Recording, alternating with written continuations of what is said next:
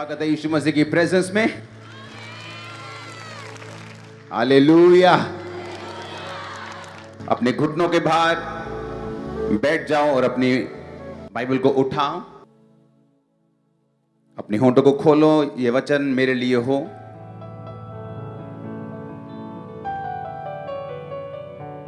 मेरी जिंदगी सेम न रहे। मांगो ऊंची आवाज में।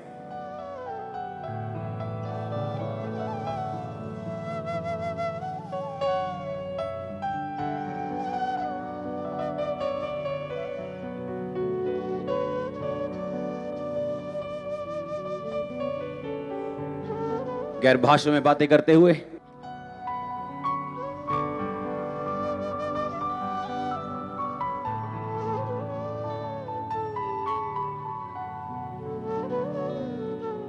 आज उसका रूह आपको छूकर वापस भेजेगा। जिस काम के लिए आप बुलाए गए उस काम के लिए आप आज मसीह भी हासिल करेंगे यीशु मसीह के नाम में। वो स्पिरिट आपको भरेगा भी, आपके साथ यहां से वापस भी जाएगा। वो ग्रेस के साथ आपको भरेगा और ग्रेस वापस जाएगी। आमीन। ऊंचा ये आशीष आपकी है चर्च। मैं कह रहा हूं, आप भी जानते कई बार कि परमेश्वर ने आपको किसी काम के लिए चुना है। आप ग्रेस को रिसीव करने जा रहे हैं। प्रैक्टिकली आप वो काम कर पाएंगे। आमीन। ऊंचा ये बरकत आपकी है।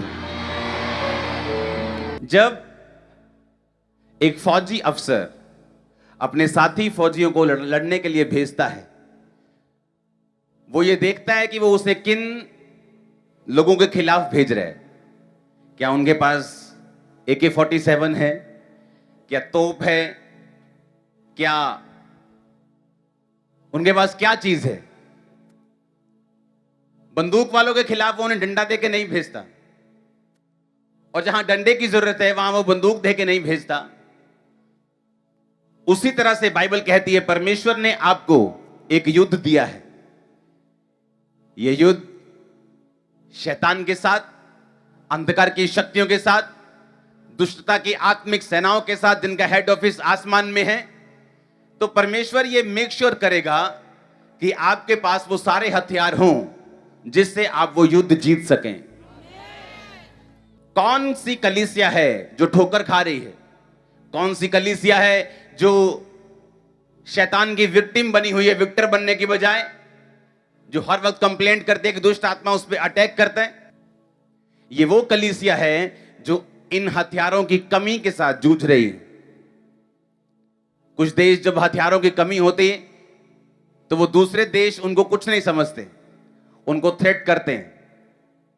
और कई बार एक ऐसा देश जो फाइनेंशियली स्टेबल नहीं, अगर आप उत्तर कोरिया को देखेंगे, कुछ नहीं है उस देश में, लेकिन उसकी परमाणु शक्ति इतनी है कि दूसरे कोई भी देश उससे पंगा लेने के लिए खुश नहीं है, कतराते हैं। उसी तरह से शैतान जानता है कि किस कलीसिया के पास, किस चर्च के पास, यानी बॉडी के पास, चर्च मतलब बॉडी यानी आप यानी मैं, कौन से हथियार हैं उसे मालूम है।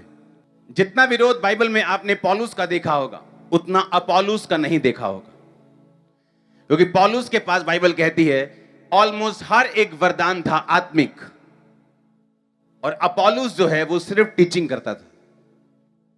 अपनी स्क्रीन पे देखेंगे रोमियो उसका 1 उसकी 11 आयत। कहता मैं तुमसे मिलने की लालसा करता हूं कि मैं तुम्हें कोई आत्मिक वरदान दूं जिससे तुम स्थिर हो जाओ। इंग्लिश में लिखा, For I long to see you that I may impart unto you some spiritual gift to the end ye may be established. कहता I may impart, मैं तुम्हें कोई आत्मिक वरदान दूं। कौन कह रहे? पौलुस कह रहे। कहता जिससे तुम established हो जाओ। हिंदी में कहता तुम स्थिर हो जाओ। जिन कलीसियाओं में वरदानों की कमी है वो कम इस्टेब्लिश्ड और कम स्थिर हैं, क्योंकि अगर वो ये कहते हैं कि हम वचन में मजबूत हैं तो वो ये वचन ये भी कहता है कि तुम बड़े से बड़े आत्मिक वरदानों की धुन में रहो। फिर वो कौन से वचन में स्ट्रांग है अगर वचन पूरा नहीं हो रहा तो? आप मेरी बात समझ रहे कि नहीं? मैं ये कहता हूं कि मैं वचन में बहुत स्ट्रांग हूं, पर वचन में तो लिखा है तुम बड़े से बड़े आत्मिक वरदानों की क्या रहो? धुन में रहो। पहला कुरिन्थियों 12 उसकी 31 आयत। क्या सब अनुवाद करते हैं तुम बड़े से बड़े वरदानों की धुन में रहो? जब एक आदमी शराब पीता है वो शराब की धुन में रहता है। सुबह उठते ही उसे इंतजार होता है कि मैं कब काम पे जाऊंगा, कब काम से लौटूंगा और कब बोतल खोलूंगा। नहीं यकीन तो उनसे पूछ के देख लो। एक छोटा बच्चा जब नई नई वीडियो गेम लेता है उसे होता है कब मैं स्कूल में जाऊंगा, कब वापस आऊंगा और कब मैं वो वीडियो गेम खेलूंगा, क्योंकि वो उसकी धुन में है। एक नया मैरिड इंसान जब काम पे जाता है उसे लगता है कब मैं काम पे जाऊंगा और वापस आऊंगा और हम दोनों टाइम स्पेंड करेंगे। वो धुन में रहते हैं। परमेश्वर ने वही वर्ड यूज किया है वरदानों के लिए भी। उसने ये नहीं कहा वरदानों के बारे में ठीक है उसके पास है तो कोई बात नहीं। उसने कहा तुम बड़े से बड़े वरदानों की धुन में। धुन मतलब उसकी एडिक्शन में, उसको सोचते रहो दिन रात। अपना ध्यान जो है, अपना माइंड जो है वो वरदान की धुन में लेके जाओ। पता है क्यों? पौलुस कहता जब मैं आऊंगा मैं कहता तुम पर हाथ रखूंगा और तुम्हें एक वरदान दूंगा जिससे तुम स्थिर हो जाओ, इस्टेब्लिश्ड हो जाओ। इसका मतलब वरदान जो है हमें इस्टेब्लिश्ड, हमें स्थिर करते हैं। आमीन। हमें क्या करते हैं? वरदान हमें स्थिर करते हैं, हमें स्ट्रांग करते हैं। और उसने कहा इनकी धुन में रहो। अगर ये इंपॉर्टेंट ना होते तो वो ये ना कहता तुम बड़े से बड़े वरदानों की धुन में रहो। तुम प्रेम में जियो लेकिन वरदानों की धुन में भी तुम रहो। आमीन।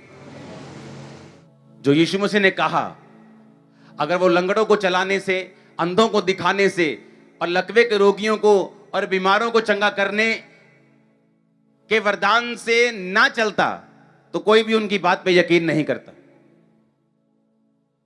परमेश्वर ने कहा लोग जब तक चिन्ह और चमत्कार नहीं देख लेंगे वो कदापि विश्वास नहीं करेंगे। वरदान ये हेल्प करते हैं हमारी कि जो कुछ परमेश्वर कह रहा है उसको साबित किया जा सके, उसको प्रूफ किया जा सके।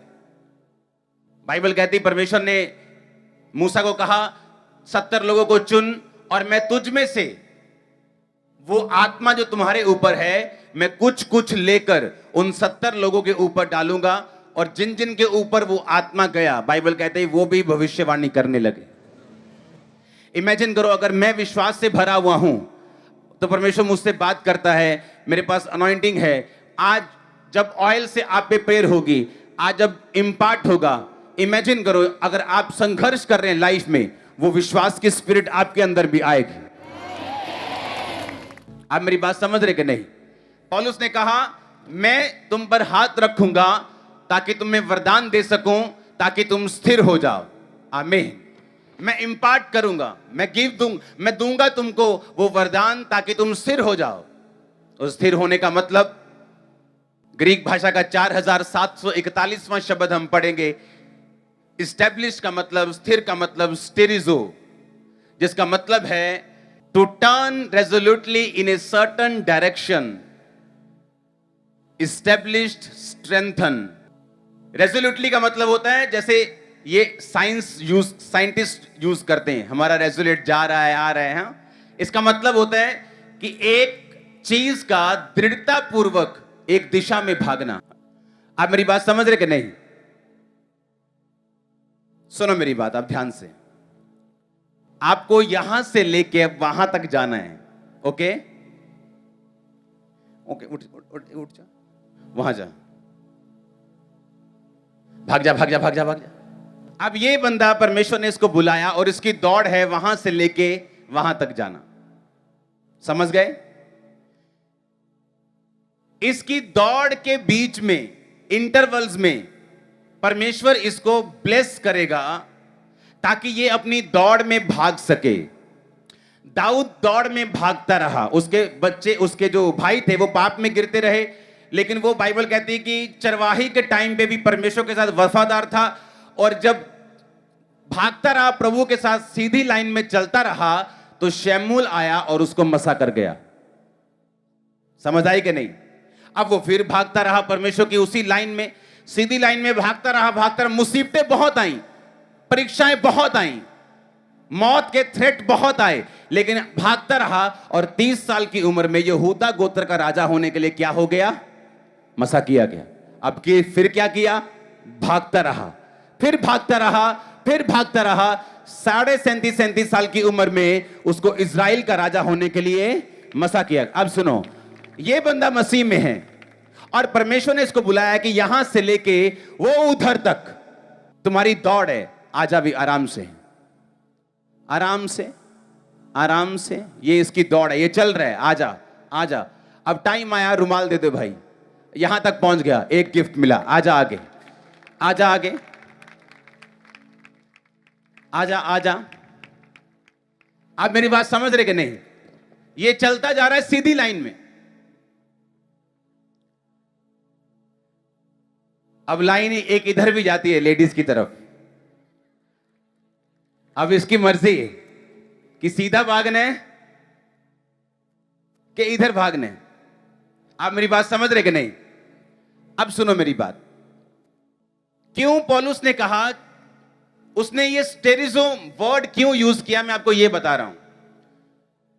स्टेरिजो का मतलब to turn resolutely in a certain direction. कहता दृढ़ता पूर्वक एक दिशा में भागना। कहता मैं तुम्हें एक वरदान दूं जिससे तुम दृढ़ता पूर्वक एक दिशा की ओर भाग सको। क्यों? क्योंकि जब तुम एक ही दिशा जो प्रभु ने तुम्हारे लिए चुनी, तुम भागते जाओगे, तुम्हारी लाइफ सेम नहीं रहेगी। उसी दिशा में तुम्हें इज्जत मिलेगी, उसी दिशा में परिवार सेव होगा, उसी दिशा में हीलिंग है, उसी दिशा में बरकत है, उसी दिशा में फाइनेंस है, उसी दिशा में पापों से आजादी है, श्रापों से आजादी है, मुक्ति है, सब कुछ उसी दिशा में है। अब होता क्या है, जब कलीसिया के पास वरदानों की कमी होती और सिर्फ बातें कर करके वचन से वो थक जाते हैं, फिर जब वो सीधा चल रहे होते हैं इधर को मुड़ जाते हैं, क्योंकि वो वरदान की क्या है? कमी है। इसलिए पौलुस ने क्या कहा? उसने ये कहा कि मैं आकर तुम्हें सिखाऊंगा। उसने कहा मैं इंपार्ट करूंगा। उसने ये नहीं कहा मैं, वो वचन की शिक्षा में सबसे अधिक था वो पौलुस के ऊपर कोई नए नियम में वचन की शिक्षा में स्ट्रांग नहीं था। सबसे अधिक कलीसियाएं पौलुस ने स्थापित की। पूरा यूरोप, पूरा वो एरिया पौलुस ने प्रचार कर करके भर दिया था। एरिया में जगह नहीं थी जहां प्रचार नया कर सके, इतना प्रचार वो कर चुका था। वो पौलुस कह रहा है जो वचन में गहरा था, वो पौलुस कह रहा है जो कलीसियां स्थापित करता था। कहता मैं तुम्हारी लाइफ में कुछ इंपार्ट करूंगा ताकि तुम एक सर्टेन डायरेक्शन में दृढ़ता पूर्वक भाग सको। पास्टर्स क्या करते हैं? पहले तो वरदान नहीं होता, जब प्रार्थना करते हीलिंग नहीं होती, प्रार्थना करते डिलीवरेंस नहीं होती, फिर धीरे धीरे वो उस डायरेक्शन की ओर दौड़ना छोड़ देते हैं और अपनी डायरेक्शन चेंज कर लेते हैं। कोई पाप में गिर, आपको कुछ नहीं मालूम होता कलीसिया को क्या हो रहा है।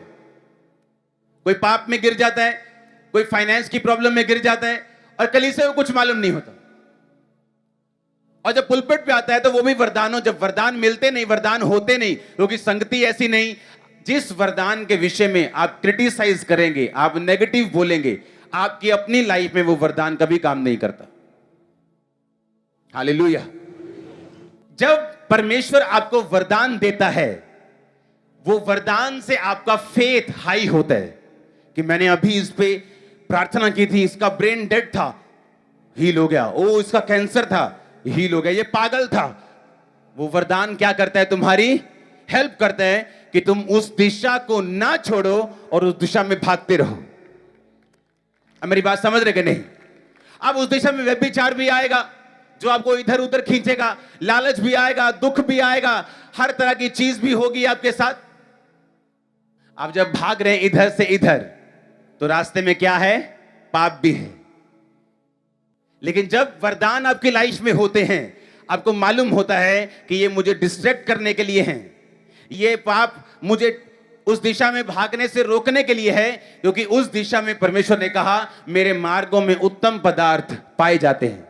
शैतान नहीं चाहता कि आप उन उत्तम पदार्थों की ओर पहुंचे। सारी उम्र लग जाती लोगों को, अपनी फैमिली को कन्विंस नहीं कर पाते। और जब आप परमेश्वर में सही रीति के साथ एक दिशा में भागते हैं, आप खुद अपनी फैमिली की साल्वेशन का कारण बनते हैं। ये मैंने देखा है अपनी लाइफ में। और अगर हम उसी दिशा से भटक जाएं तो क्या होगा? इसलिए पौलुस ने कहा, आई मे इम्पार्ट, मैं कुछ तुम्हें वरदान दूं जिससे तुम स्टेरिजो हो जाओ, तुम स्थिर हो जाओ, तुम एक सर्टन डायरेक्शन में, एक दिशा की ओर दृढ़ता पूर्वक पांव जमा के तुम भाग सको। क्योंकि ये जरूरी है, क्योंकि जब तुम दृढ़ता पूर्वक उस दिशा में चलोगे तो उस रास्ते में परमेश्वर की विजिट होगी तुम्हारी लाइफ में।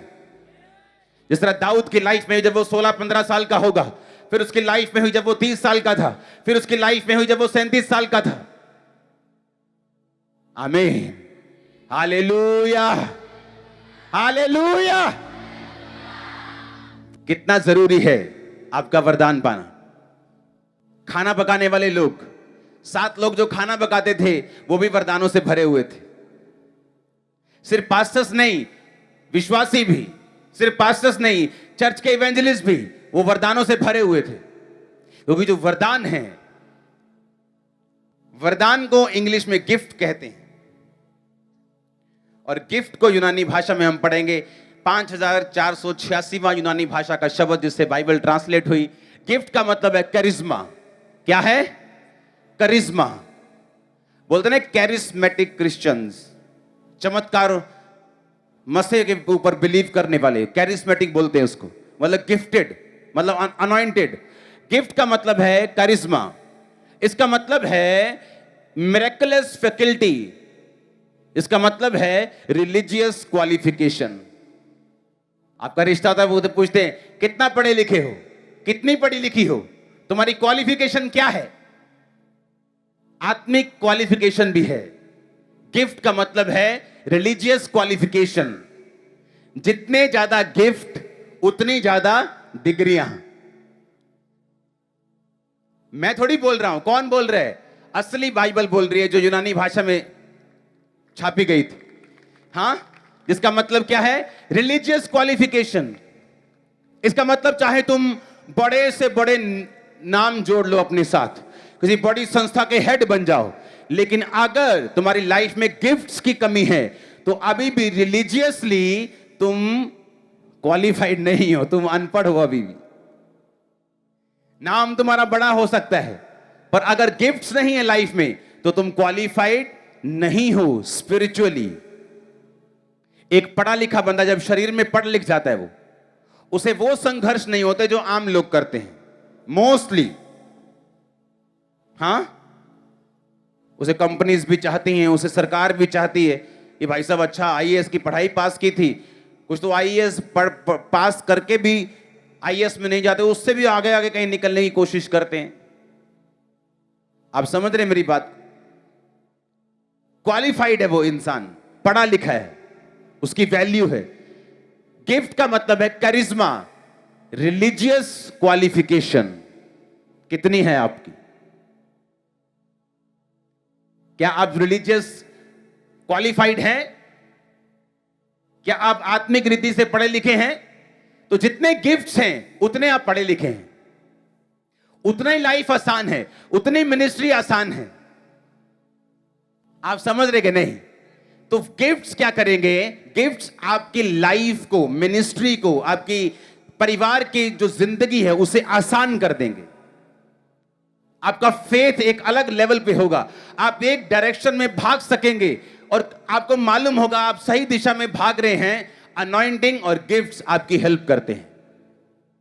उसने कहा मैं तुम्हें एक कैरिश्मा दूं, कुछ रिलीजियस क्वालिफिकेशन तुम्हें दूं ताकि तुम सर्टेन डायरेक्शन में, एक दिशा में भाग सको।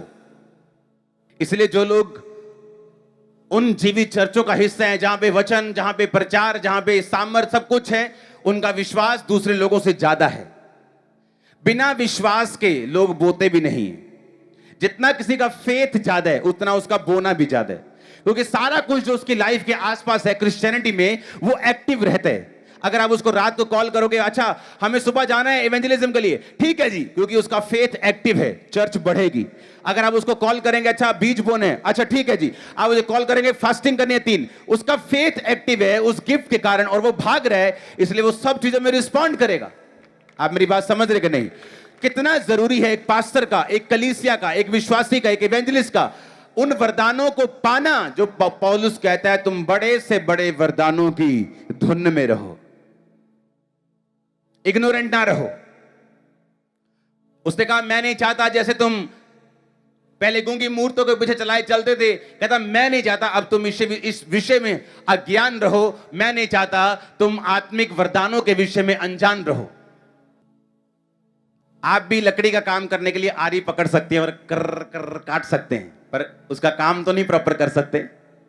हां, जिन पास्टर्स के पास हीलिंग का गिफ्ट है, दूसरे उसको कॉपी तो कर सकते हैं, पर वो सेम हीलिंग करना मुश्किल है, क्योंकि वो वरदान है, वो एक गिफ्ट है। गिफ्ट पाओ यीशु मसीह के नाम। प्रभु से कहो वो आपको गिफ्ट दे, प्रभु से कहो वो आपको रिलीजियस क्वालिफाइड करे, आसान करने के लिए आपकी लाइफ को, ताकि आप सर्टेन डायरेक्शन में भाग सकें। आप कलीसिया में हैं, आज परमेश्वर का मान लो आत्मा आपको मसा करता है, आपको दर्शन का वरदान मिलता है, आपको आने वाले समय की परसीविंग उसको थोड़ा आप समझना शुरू कर देते हैं कि आने वाले टाइम में क्या होने वाला है। आप अपने हस्बैंड के लिए प्रेयर कर रहे हैं और परमेश्वर का आत्मा आपसे कुछ बात करना शुरू कर चुका है, आप अपने हस्बैंड को बता सकती हैं। ऐसी कई चीजें हैं जो आपके साथ होनी शुरू होती है जब आप वरदानों की धुन में रहते हैं। कितने समझ रहे हैं?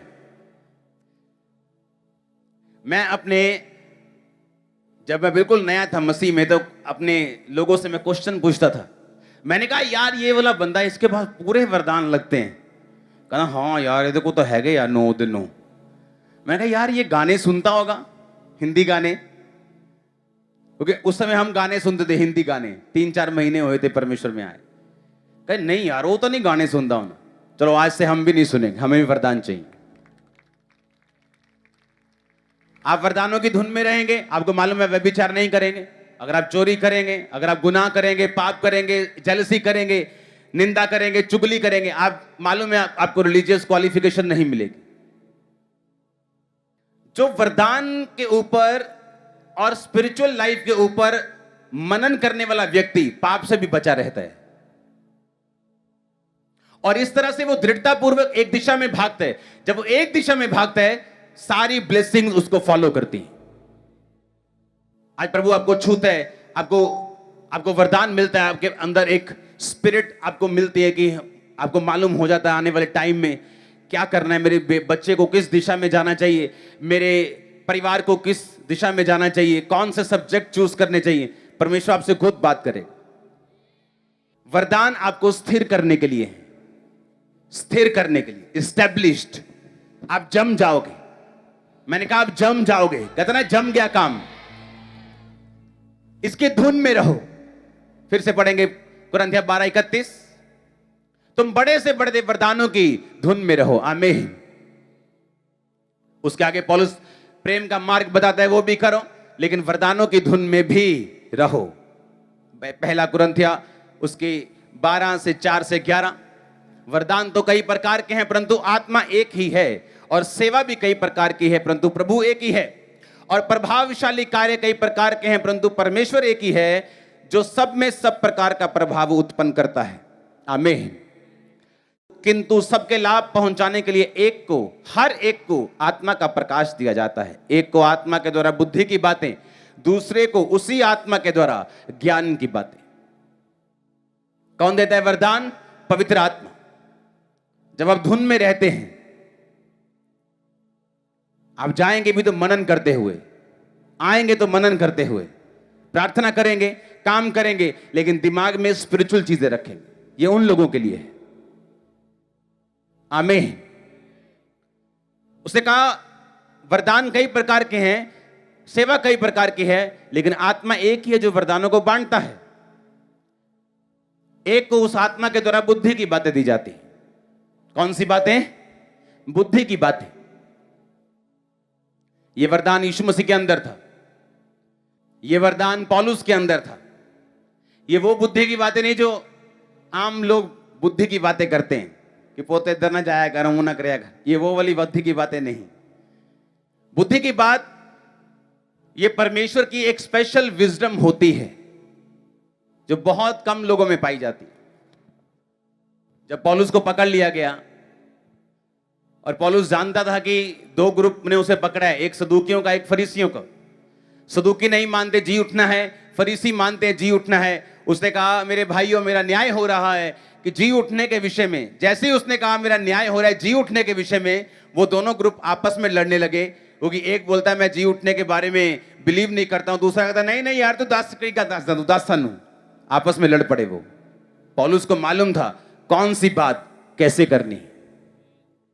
यीशु मसीह के पास आए और कहा कि टैक्स देना सही है बताओ। अब यीशु मसीह को पता क्यों बोला उन्होंने? बाइबल कहती है कर दो, टैक्स ना चुराओ। पता है आपको?